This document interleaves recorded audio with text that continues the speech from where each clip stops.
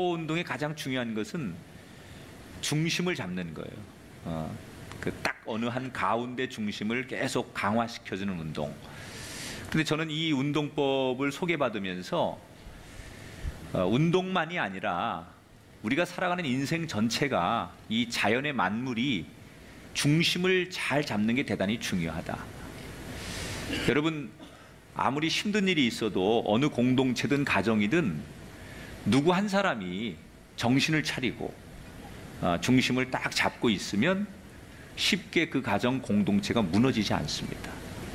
자연에도 나무의 중심이 뿌리와 기둥이겠죠. 이 뿌리가 잘 내려져서 튼튼하면 아무리 거센 바람이 불어도 결국 그 나무는 살아남게 됩니다. 우리 인생도 마찬가지 아니겠습니까? 우리가 살다 보면 정말 큰 풍랑에 내가 잡혀 먹힐 것 같고 때로는 지옥이 나를 집어삼킬 것 같은 그런 어려움을 우리가 만나기도 하고, 어떤 사람은 엎친 데 덮친 격으로 왜 나는 이렇게 시련이 계속해서 나한테만 찾아오는지 모르겠다고 하소연하는 그런 분들, 그러다 보니 너무너무 절망적인 상황 속에 놓일 때 그때 어떻게 해야 될까? 사실은 그럴 때는 다른 거 다 내려놓고 믿음의 중심만 딱 붙들고 있으면 분명히 그 사람이 어떤 어려움 속에서도 넉넉하게 이기게 될 줄 믿습니다. 자, 그러면 우리가 믿음의 중심을 잘 잡으려면 어떻게 살아야 될까? 오늘 누가복음 21장의 후반절을 통해서 그런 은혜를 함께 나누게 될 텐데, 지난 시간에 예수님께서 종말의 징조에 대해서 말씀하셨습니다. 그러니까 종말이 분명히 온다, 예수님께서 마지막 심판이 온다는 거죠. 그런데 그런 종말과 심판이 오기 전에 징조가 있다는 거죠. 그거를 우리에게 미리 그리스도인에게 가르쳐 주시는 거예요. 자, 비가 오기 전에 바람이 불거나 먹구름이 끼면 비가 올 징조잖아요.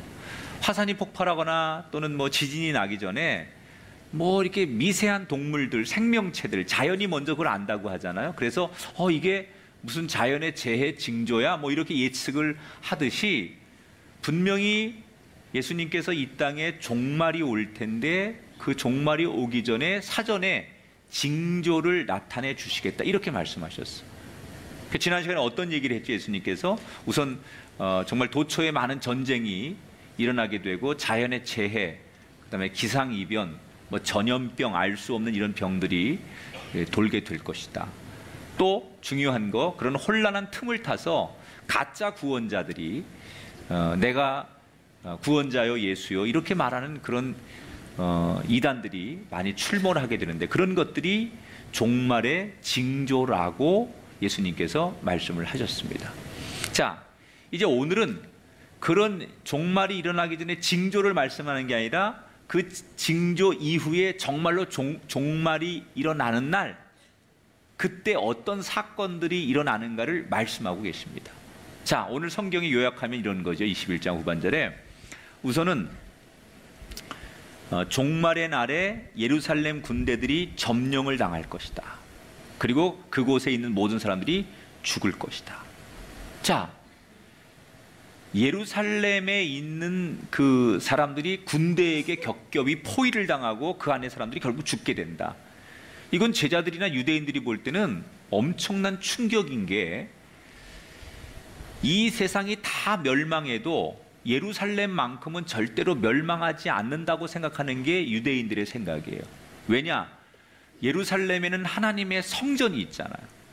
그러니까 다른 데는 다 타락하고 하나님께서 심판하셔서 멸망한다 할지라도 하나님의 성전이 있는 예루살렘은 거룩한 도시니까 지켜질 것이다, 보호받을 것이다, 이렇게 생각하는 게 유대인들의 생각인데, 예수님 뭐라고요? 마지막 때가 되면 그 예루살렘도 군인들이 겹겹이 포위해서, 그리고 그 성 안에 있는 사람들 하나도 살리지 않고, 심지어 여자와 그 여자들이 임신한 아이들까지 그렇게 죽게 될 것이다. 그러니까 심판이라는 것은 누구도 피할 수 없다는 거예요. 그런데 왜 하필 예루살렘을 예수님께서 예를 들어 설명하셨느냐? 지금 유대인들이 가장 자기들이 무슨 일이 있으면 자기들을 피할 곳, 숨을 수 있는 곳, 지상의 구원을 받을 수 있는 곳이 예루살렘이라고 생각하는 거예요. 소위 지상 낙원을 꿈꾸는 거죠. 근데 여러분, 성경에 보면 지상 낙원은 없습니다. 천국은, 영원한 나라는 이 땅에서 만들어지는 게 아니라 이 땅은 지상 낙원이 될 수 없다, 그렇게 성경은 말해요. 왜냐하면 이미 죄가 들어와서 이 땅은 죄로 인해 오염됐기 때문에 거룩한 하나님의 나라가 될 수 없다는 거예요. 그런데 많은 사람들이 지금도 이 땅을 지상 낙원으로 만들려고 꿈을 꾼다는 거죠. 근데 성경은 단호하게 이 땅에는 절대로 지상 낙원, 하나님이 만드는 천국이 이 땅에 이루어지지 않는다. 자, 저는 이 말씀을 제자들에게는 예루살렘이 자기들이 피할 곳, 무슨 일이 있으면 자기들을 지켜줄 그런 땅으로 예루살렘을 생각했지만, 오늘 우리들에게 각자 예루살렘이 있을 거예요. 어떤 사람은 무슨 일이 있으면 부모가 날 지켜주고 남편과 아내가 나를 이해해주고 끝까지 나를 지지해주겠지. 이 회사에 내 청춘을 바치고 내가 이 회사를 위해 이렇게 일했는데 이 회사만큼은 나를 쫓아내지 않겠지. 그게 그 사람한테는 예루살렘이에요. 여러분, 이 친구만큼은, 이 인간관계만큼은 절대로 나를 배신하지 않고 내 마음을 이해해주고 무슨 일이 있어도 끝까지 내 편이 되어줄 거야, 이렇게 기대하고 내가 가장 믿는 어떤 대상, 이게 우리에게 다 있다는 거예요. 근데 여러분, 그게 가능합니까? 지금 예루살렘이 멸망한다고 예수님이 선언하시는 것은 이 세상은 믿을 수가 없다는 거예요. 이 세상을 믿지 말라는 거예요. 많은 사람들은 이 세상을 너무 믿어요.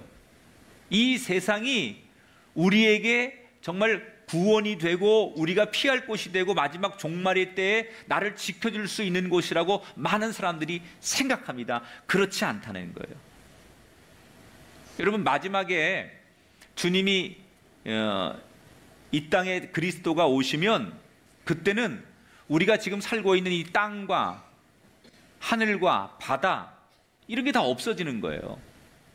무슨 이런 자연 속에 주님이 오시는 게 아니라 주님이 이 땅에 다시 그리스도가 재림하실 때는 우리가 살고 있는 지금의 이런 질서가 없는 거죠. 아무것도 없는 거예요. 인간이 가지고 있는 권력도 다 하나님께서 뺏으시고, 그리고 아무것도 없는 상태에서 우리 인간 하나하나를 심판하시는 게 마지막 종말의 때예요.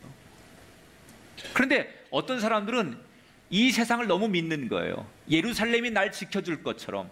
어떤 사람에겐 돈이 예루살렘이고, 어떤 사람은 자기가 전공하고 지식으로 가지고 있는 그게 자기를 먹여 살리고 끝까지 자기를 지켜줄 수 있는 예루살렘이라고 생각하는 사람들이 있다는 거죠.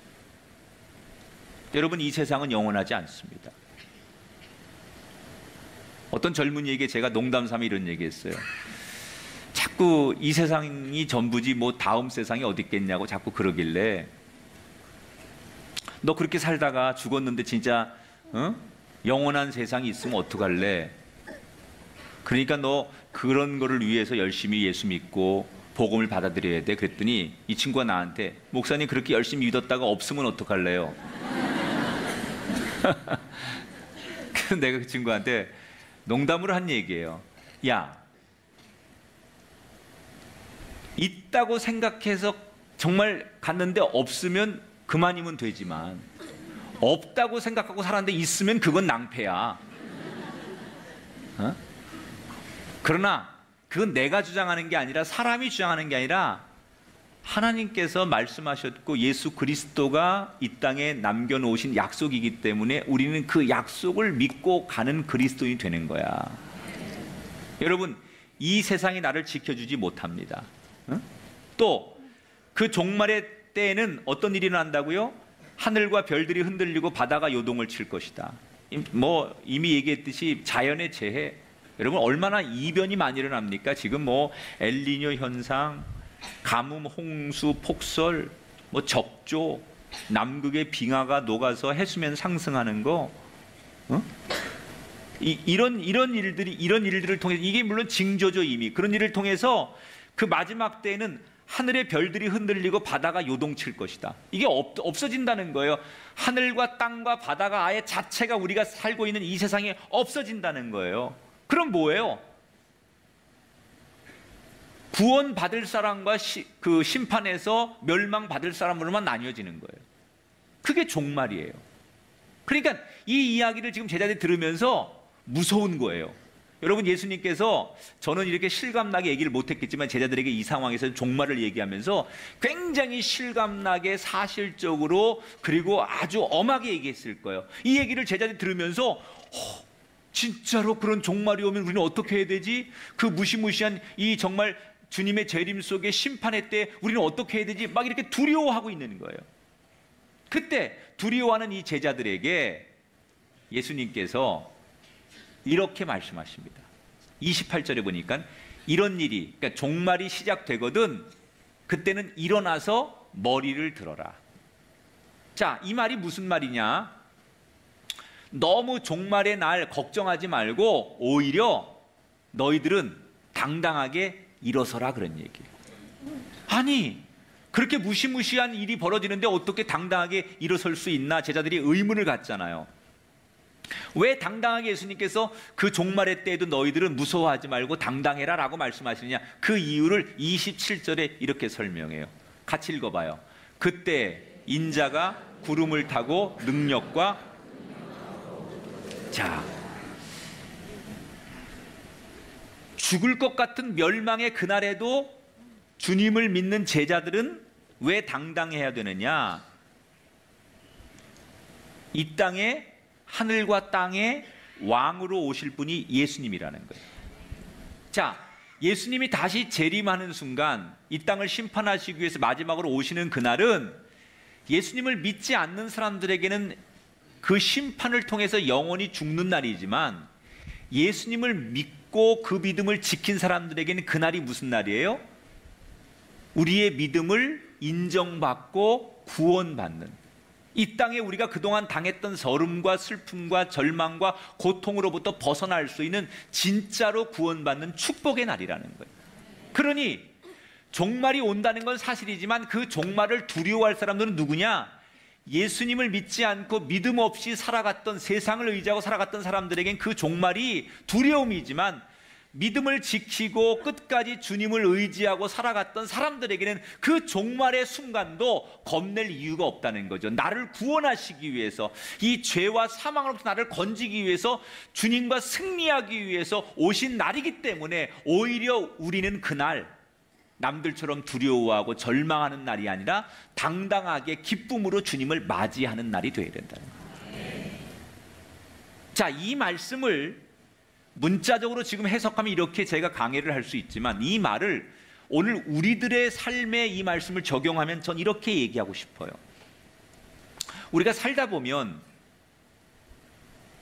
때때로 우리 삶에 정말 종말이라고 하는 말이 딱 어울릴 것 같은 그런 삶이 우리 앞에 놓일 때가 있어요.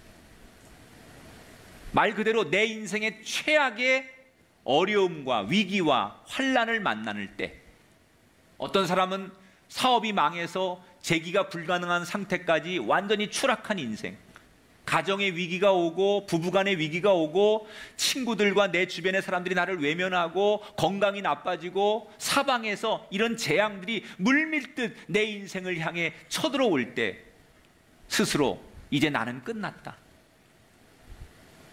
나는 아무것도 이제 더 이상 희망이 없다, 말 그대로 오늘 성경적인 표현들을 말하면 내 인생이 끝났다, 종말 같은, 이제 멸망이다, 나는 재기할 수 없다, 희망이 없다, 이런 느낌을 가지고 사는 인생들이 얼마나 많아.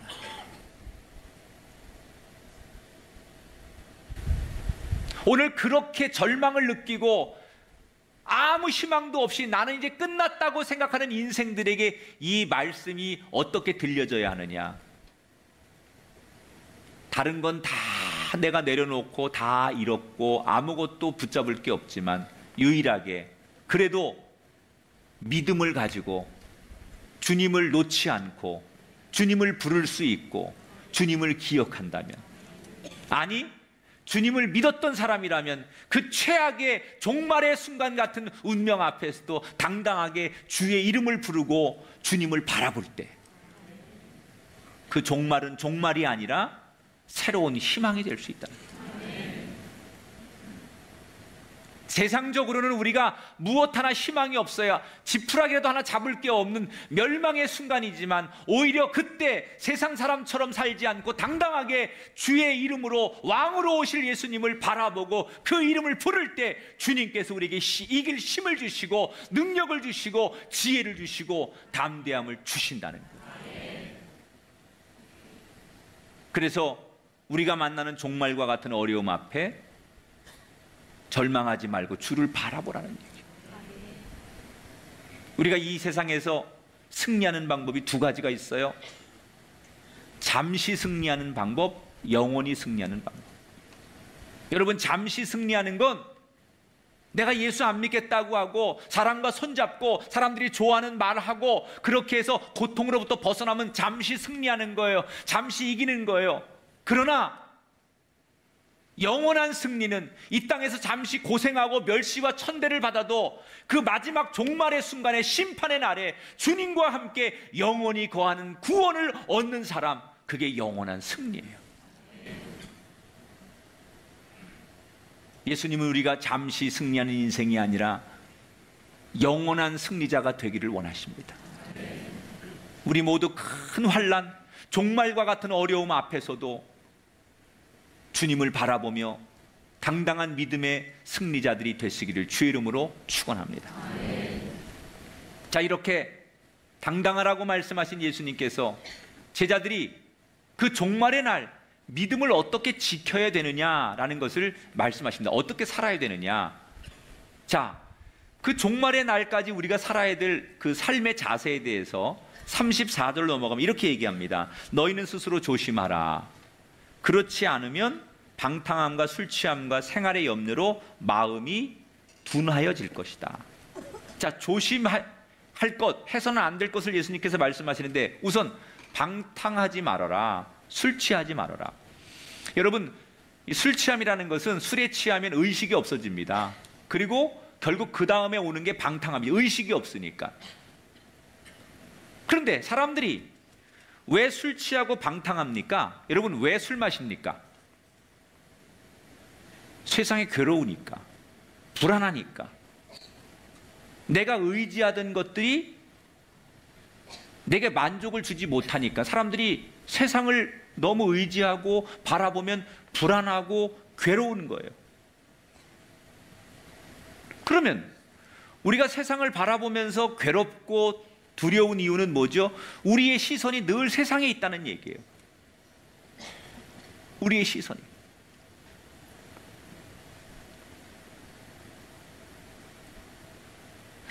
결국 우리가 불안하고 괴로워서 술 취해서 방탕하고 이렇게 술 취해 사는 것은 우리의 삶의 시선이 세상에 있기 때문에 생기는 거예요. 점점점 이 세상이 혼란해지고 이 세상만 의지했는데 이 세상이 나한테 만족을 주지 못하고 평안을 주지 못하고 답을 주지 못하니까 우리는 세상 앞에 자꾸 불안해하는 거예요. 그래서 저는 오늘 이 34절을 이렇게 해석하고 싶어요. 세상을 의지하거나 세상을 바라보지 말아라. 아무리 세상이 멋지고 화려해도 세상은 우리가 의지할 곳이 못 돼요. 여러분, 세상에서 들려오는 소식을 우리가 그쪽에다 눈과 우리의 시선을 둬보세요. 우리를 평안하게 하고 만족하는 소식이 들려옵니까? 돈이 있는 사람은 있는 대로 세상 소식 들으면 불안하고요. 없으면 없는 대로 불안해요. 세상 소식은. 이거 뭐 나는 돈도 없는데 집 한 칸도 없는데 집값이 또 막 뛴다니 나 같은 사람은 언제 집 사나 이런 게 걱정이고요. 집 있는 사람, 건물 있는 사람들은 무슨 이제 뭐 보유세니 뭐 가지고 있으면 세금을 더 매기겠다고 하니 그런 것 때문에 또 여러분 근심이 되고요. 뭐 세계 경제를 보면 뭐 경제 지표가 어떻다, 중국은 우리한테 어떻게 한다, 우리가 무슨 뭐 올해 경제 전망치가 어땠는데 그게 도달을 못할 것 같다, 뭐 여기저기서 젊은이들의 문제, 취업의 문제, 뭐 자연의 문제, 재해 문제, 이런 소식을, 세상 얘기를 들어보세요. 세상 얘기는 우리한테 평안을 주고 소망을 주고 우리에게 희망을 주는 소식은 하나도 없어요. 전부 우리를 불안하게 해요. 뭐 세상 소식이 우리에게 기쁨을 주고 소망을 주는 소식은 하나도 없어요. 그런데 우리의 관심이 온통 세상에다 시선을 두니까 그 세상 속에서 들려오는 소리 때문에 불안하니까 술을 먹고 술 취하고 방탕하고 염려할 수밖에 없다는 거예요. 그럼 어떻게 해야 되느냐? 그 세상에 시선을 두지 말고 36절에 예수님께서 이렇게 말씀하십니다. 너희는 항상 기도하고 항상 깨어 있어라. 자, 기도하고 깨어 있다는 얘기는, 기도하는 것은 하나님의 뜻을 구하라는 얘기고, 깨어 있으라는 것은 주님이 언제 오실지 모르니까 주님을 맞이하기 위해서 깨어 있으라는 거예요. 그러면 우리가 기도하고 항상 깨어 있으려면 어디를 바라봐야 돼요? 항상 예수님을 바라봐야 돼요. 그래야 기도하는 거고, 그래야 주님이 언제 오시는지 알 거 아니에요. 그러니까 이 말은 세상에 시선을 두지 말고 우리의 시선을 하나님께 두라는 얘기예요. 여러분, 불안하십니까? 만족이 없습니까? 염려가 생깁니까? 여러분의 시선이 세상에 머물기 때문입니다. 그 시선을 하나님께 두십시오. 하나님을 바라보면, 하나님은 이 세상처럼 우리에게 우울한 소식 주시는 분이 아니에요. 지혜를 주시고 용기를 주시고 용서할 마음을 주시고 누군가를 사랑할 마음을 주시고 겸손의 마음을 주시는 분이 하나님 아니에요? 그 하나님을 바라볼 때 얻는 그 생각, 그 지혜, 그 은혜와 그 능력으로 살아야만 우리의 불안과 염려와 세상의 근심을 떨쳐버리고 우리가 당당하게 살 수 있다는 거예요. 오늘 하나님이 우리에게 묻고 계십니다.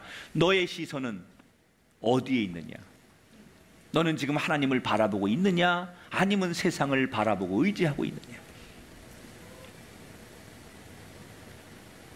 나를 불안하게 하는 이 세상의 소식에 여전히 내 시선을 두지 마시고 하나님께 내 시선을, 눈을 들어 볼 수 있는 저와 여러분 되기를 축복합니다. 최근에 우리나라의 1인당 술 소비량이 조금 줄었대요. 그러니까 그냥 한 번 마시면 끝장을 보듯 마시는 이런 술 습관이 사라졌다는 얘기예요. 이제는 술을 마셔도 건강을 생각하고 그렇게 폭음과 뭐 이런 걸 안 하는 시대라는 거예요. 대신에 음주 인구가 늘어났대요, 많이. 왜냐하면 이게 혼자서 집에서 술을 마시는 혼술족들 때문에. 그러니까 밖에 나가서는 안 마시지만 집에서 주부들도 홀짝홀짝, 그냥 청소년들도 집에서 홀짝홀짝. 그 왜 이렇게 혼자 술 마시는 사람들이 많아졌느냐? 이것은 그 하루의 스트레스 또는 자기 삶의 자리에서 그 어떤 불안함, 외로움, 답답함을 잊어보려고 하는 현대인들의 방법이라는 거예요. 그래서 술을 찾는다는 거예요. 외롭고 공허하고 뭔가 답이 없고 스트레스가 쌓이니까 그냥 혼자서 그걸 잊어보려고 술을 마신다는 거예요. 그러니까 잠시는 술을 마시면 이 알코올 성분이 들어가면 잠시는 뭔가 이렇게 몽롱해지니까 잊을 수 있어요. 그런데 그 순간의 즐거움이 우리 인생의 불안과 염려와 답을 줄 수는 없습니다. 여러분, 세상이 주는 승리가 아니라, 세상이 주는 평화가 아니라 하나님이 주시는 그 평안, 그 은혜를 여러분 누리게 되기를 주의 이름으로 축원합니다. 하나님을 바라보는 것. 여러분, 당장은 세상을 쫓아가고 쾌락을 쫓아가는 게 여러분 좋아 보입니다. 그러나 진정 우리의 인생을 복되게 하는 것은 오직 하나님을 바라보는 것입니다. 우리의 시선을 세상에 두지 말고 여호와 하나님께 두는 것, 그것이 이 마지막 종말의 때를 살아가는 우리의 삶의 자세라고 예수님께서 강조하고 계신데, 눈을 들어 이 세상만 바라보는 우리의 인생이 하나님께로 향할 수 있는 거룩한 시선이 되시기를 주의 이름으로 축원합니다. 자, 예수님께서 이렇게 이제 종말의 징조 그리고 종말의 때 일어날 일, 이걸 다 제자들에게 가르쳐 주셨어요. 그러니까 예수님이 이제 해줄 얘기 다 해준 거예요, 제자들에게. 그런데 이렇게 이제 공식적인 사역을 다 마치셨으면 예수님이 이제 좀 쉬셔도 돼요. 이제 제자들에게 하늘의 비밀과 일어날 일을 다 얘기해 줬으니까 예수님께서 좀 자기를 돌보고 여유를 가져도 돼요.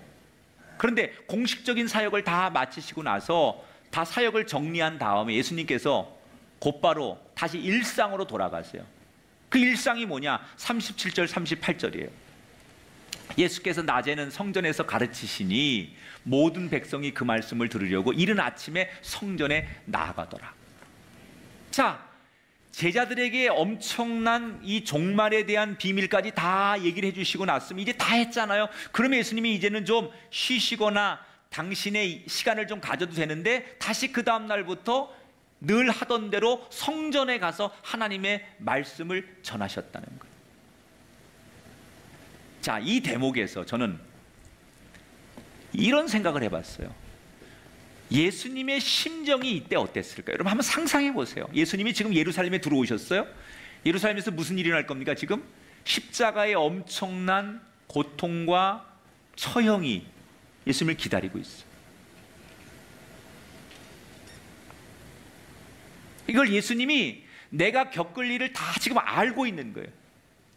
지금 예루살렘 안에는 숨막히는 긴장감이 감돌고 있어요. 바리새인과 사두개인이 정말 예수님을 이 고발해서 종교적으로 종교법으로 예수님을 지금 십자가에 처형하려고 하고 거기에 로마의 군인들이 같이 동승하고 정치 권력자들에게 예수님이 지금 비난을 받고 미행당하고 있어요. 예수님이 정말 아주 최악의 위기 상황에서 최악의 스트레스를 받고 있는 때예요. 그런데 예수님은 아무렇지도 않게 다시 말씀을 전하려고 성전에 가서 또다시 그 많은 대중들에게 하나님의 말씀을 전하셨다는 거예요. 예수님이 정말 심적으로 아무렇지도 않게 그 십자가 앞에서도 룰루라라 찬양을 부르시고 아무 걱정과 스트레스가 없었을까? 저는 아니라고 생각해요. 인간의 심정을 가진 예수님이 엄청난 그 죽음에 대한 스트레스, 그 죽음에 대한 고통, 그래서 예수님께 그 십자가의 고난을 피할 수 있으면 하나님께 피할 수 있으면 피하게 해달라고 기도하시지 않았어요? 심적으로 부담이 되셨다는 얘기예요. 그런데 왜 자기를 돌보고 좀 자기의 그 여백을 갖지 않고 왜 또 말씀을 전하려고 나오셨을까?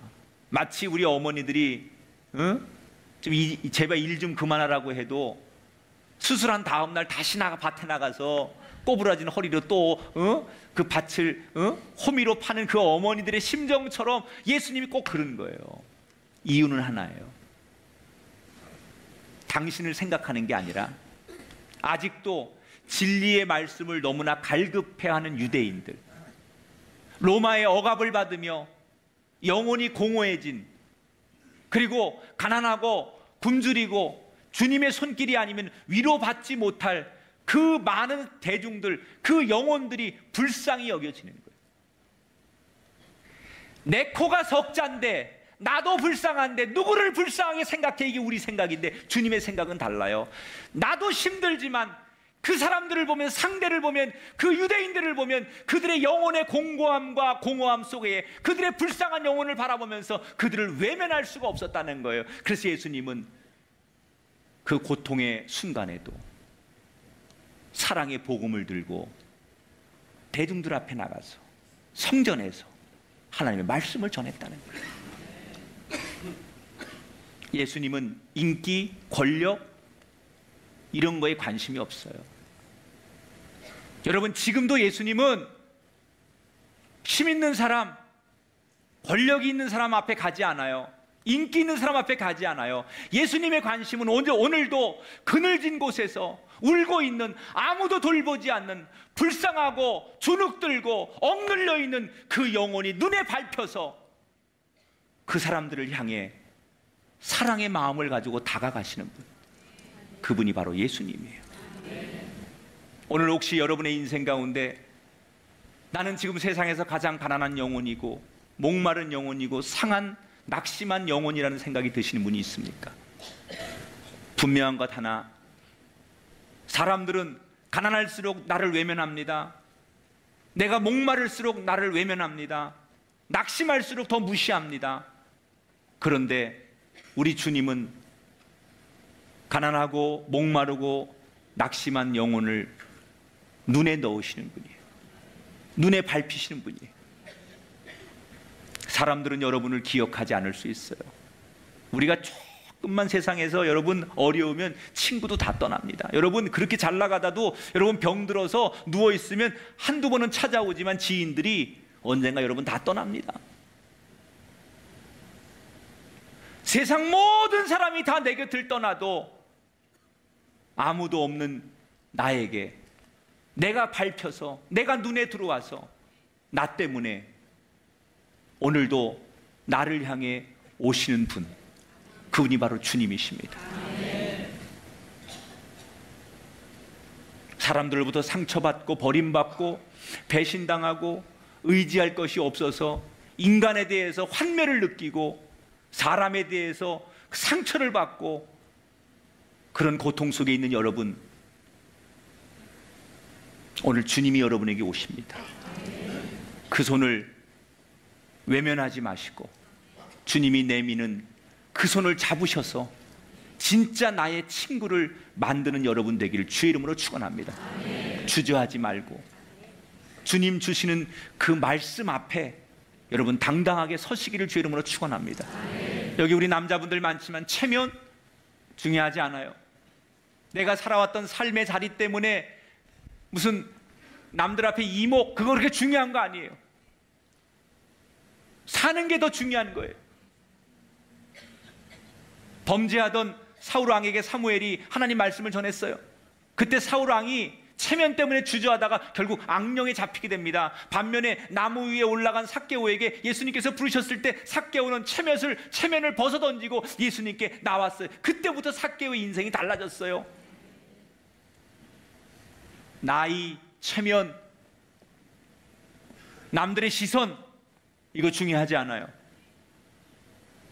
주님의 그 손을 잡는 게 중요한 거예요. 고민만 하는 인생이 되지 말고 예수 앞에 나와 주의 말씀을 붙드십시오. 따라합시다. 믿음의 중심만 지킵시다.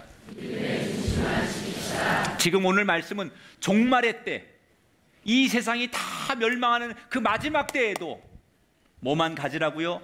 믿음의 중심만 있으면 그 종말이 남들에겐 두려움이고 심판이고 이 세상의 마지막이지만 믿음의 중심을 가진 사람은 그게 은총이고 시작이라는 거예요.